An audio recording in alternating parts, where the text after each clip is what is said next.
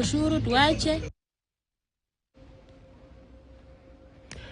Na siku chache tu baada ya serikali ya kaunti ya Busia kuidhinisha stakabadhi ya mpangilio wa miradi ya maendeleo kwa kipindi cha miaka 5 ijayo almaarufu CIDP, seneta wa kaunti hiyo Okiya Omtata amepinga stakabadhi hiyo na kukosoa serikali ya Busia kwa kuvuruga mpangilio wa bajeti. Akizungumza mjini Busia, Omtata amesema kwamba serikali ya kaunti ya Busia haikufuata mpango uliostahili wa kuidhinisha stakabadhi hiyo, ikiwepo kupata maoni kutoka kwa wananchi pamoja na kuwasilishwa kwenye bunge la kaunti hiyo.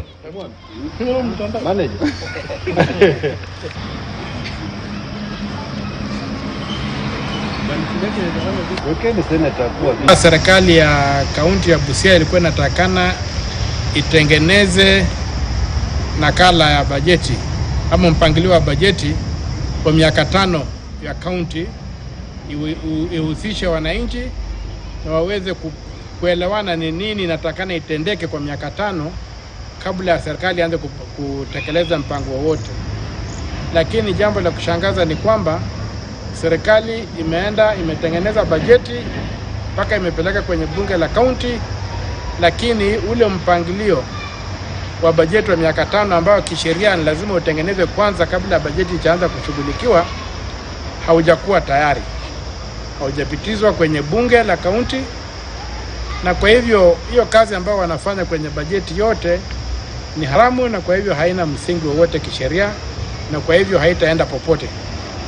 So ombi langu ni kwa watu wa Busia na kwa serikali ya Busia ni kwamba ni heri tuzingatie sheria, tuendeshe hii serikali kulingana na misingi ya kisheria, tufuate katiba ya Kenya na tuhakikishe kwamba lolote ambalo tunafanya linazingatia sheria ya Kenya.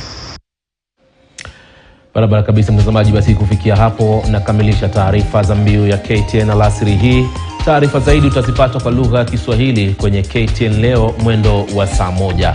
Kifuatacho kwenye mdoso kwa mrefu ni kipindi cha michezo cha Zilizala Viwanjani. Endelea kuwa nasi.